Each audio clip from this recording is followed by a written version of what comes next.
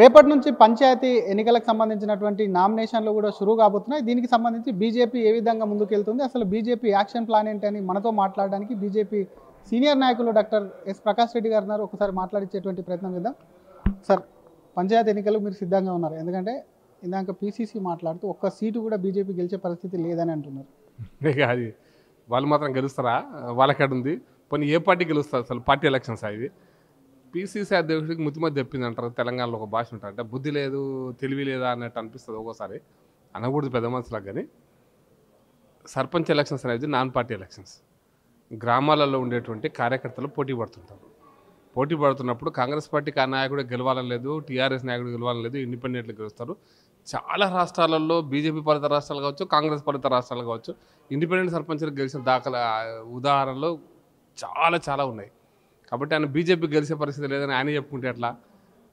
అది కొంచెం అంటే ఏమంటారు, అది ఒక అహంకారానికి వాళ్ళకు చేసిన ప్రకటన నేను అనుకుంటా. ఇప్పుడు మేమైతే పక్కా నేను హైదరాబాద్లో ఉండిండొచ్చు, కానీ మా ఊరు సర్పంచ్ని గెలిపించుకోనికి నేను క్యాండిడేట్లను పెడుతున్నా. నన్ను మా ఊరు సెటిల్ అయిపోతే మా పక్క మా ఎంపీటీసీ పెట్టుకుంటా. మా ఎంపీటీసీ ఏరియాలో సర్పంచ్ సెటిల్ అయిపోతే మా మండలంలో ట్రై చేస్తా. ఇట్లా మేము అంతా పొద్దుటి నుంచి అదే పని మీద ఉన్నాం. ఈరోజు ఇలా పొద్దుటి నుండి అదే పని మీద నేను మా ఊర్లో మా మండలంలో 32 మంది సర్పంచ్లను పోటీ చేయడానికి, అందులో వార్డు మెంబర్స్ అందరినీ పోటీ చేయడానికి వీలైతే సర్పంచ్ ఉప సర్పంచ్ అంటే వార్డు మెంబర్ ఎట్లా ఉండాలా, ఇవన్నీ కూడా ఎఫర్ట్స్ పెడుతున్నాం. పెట్టలేడని ఆయన కనపడకపోతే ఏం చేయలేము. అందుకోసమని ఆయన పీసీసీ ప్రెసిడెంట్ మాటకు పెద్ద విలువ ఇవ్వాల్సిన అవసరం లేదు నా అభిప్రాయం. బీసీలకు సంబంధించి తీసుకొచ్చిన కొత్త జీవో ఏదైతే ఉందో అది కూడా ధర్నాలు చేస్తున్నారు బీసీలు. ఈ రాష్ట్ర ప్రభుత్వం కూడా మొత్తం కూడా మోసం చేసింది బీసీలు అని అంటున్నారు. పాత ప్రకారమే వెళ్ళడానికి కొంత తప్పు పడుతున్నారు. మీ పార్టీ కూడా ఎక్కడ దీనిపైన కూడా మాట్లాడలేదు అనేది కూడా కొంత చర్చకు వస్తుంది. దానికి ఎలా చూస్తారు?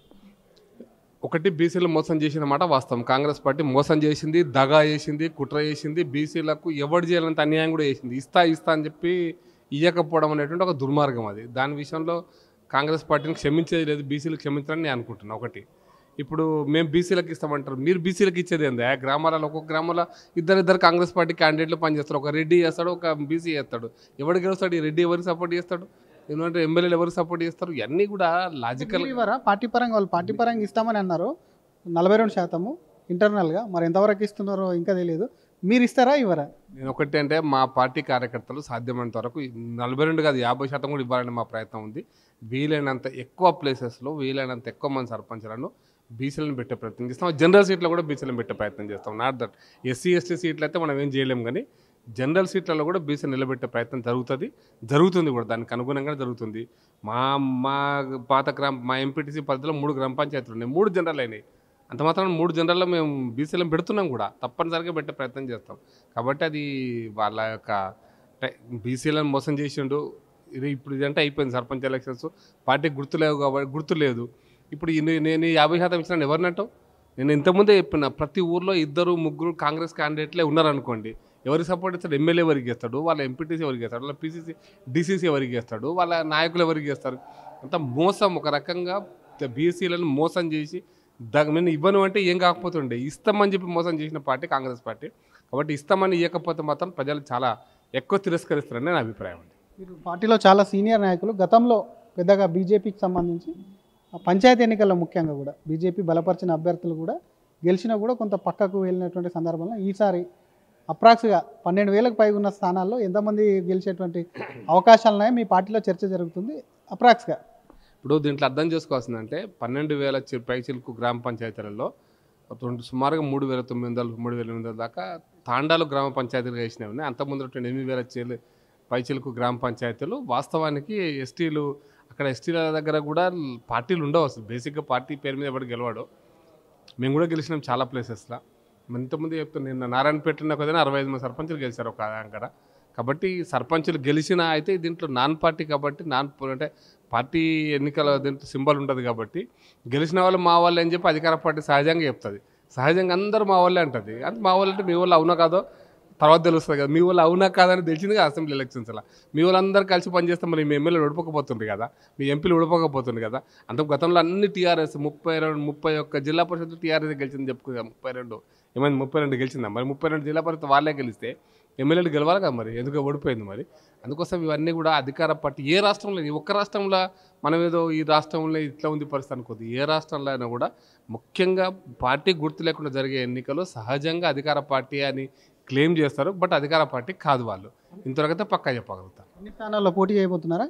అన్ని సాధ్యమైన ఎక్కువ స్థానాలు, నాట్ ఓన్లీ సర్పంచెస్, వార్డు మెంబర్లకు కూడా పోటీ గట్టిగా ఉండాలండి. వార్డు మెంబర్లు అట్లీస్ట్ 4 వార్డు మెంబర్లు గెలిస్తే ఆ ఉప సర్పంచ్ గెలవడానికి స్కోప్ ఉంది. అందుకోసం సర్పంచ్ ఒక్కదాని మీద టార్గెట్ కాదు, సర్పంచ్ బై ఎన్ని ఛాన్స్ ఓడిపోతే ఉప సర్పంచ్ గెలవడం కోసం అవకాశాన్ని ప్రతి దగ్గర పరిశీలిస్తున్నాం. ప్రతి దగ్గర ఆ కోణంలోనే మా ఎన్నికల యొక్క ప్రిపరేషన్ ఉంది అని మాత్రం చెప్పదలుచుకున్నాను. Thank you sir. ఇది మెజార్టీ స్థానాల్లో కూడా నిలబడతాం, మెజార్టీ స్థానాలు గెలిచేందుకు కూడా ఒకవైపు కూడా ప్రయత్నం చేస్తామంటున్నారు. ఎందుకంటే మెజార్టీ స్థానాలు గెలిచేందుకు ప్రయత్నం చేస్తే వార్డు మెంబర్లు సైతం కూడా పూర్తి స్థాయిలో నిలబడేందుకు ప్రయత్నం చేస్తే సర్పంచ్ కాకుండా ఉప సర్పంచ్ అయినా కూడా అవకాశం వచ్చేటువంటి ఛాన్సెస్ ఉంటాయి. కాబట్టి డెఫినెట్గా కూడా అన్ని స్థానాల్లో పోటీ, ఇవే కాదు ఎంపీటీసీ జెడ్పీటీసీ కూడా పోటీ చేస్తాం. పార్టీలో సింబల్స్ ఉన్నాయి కాబట్టి కొంతమంది తెలియక సింబల్స్ లేకున్నటువంటి ఎన్నికల మీద ఏదైతే అది మాట్లాడతారు. కాబట్టి డెఫినెట్గా బీజేపీ బలపరుస్తుంది. గెలిచిన వాళ్ళు ఎవరైనా సరే, గెలిచిన వాళ్ళు ఆఖరికి కూడా ప్రతి రాష్ట్రంలో జరిగేది తమ వాళ్ళే గెలిచిన వాళ్ళు అని చెప్పి ఆ రాష్ట్రం అధికారంలో ఉన్నటువంటి పార్టీ చెప్తుంది. కాబట్టి డెఫినెట్గా బీజేపీ వీలైనంత ఎక్కువ మందిని గెలిపించుకునేటువంటి ప్రయత్నం చేసేందుకు కూడా సిద్ధమైందని చెప్పి బీజేపీ రాష్ట్ర సీనియర్ నాయకులు డాక్టర్ ఎస్ ప్రకాష్ రెడ్డి ధీమా వ్యక్తం చేస్తున్నారు. కెమెరామెన్ గజపతో Sridhar, RTV, Hyderabad. Local to global news at your finger tips. మీ చేతిలో ఒక ఆయుధం. డౌన్లోడ్ రా TV app. Media legend Ravi Prakash is back.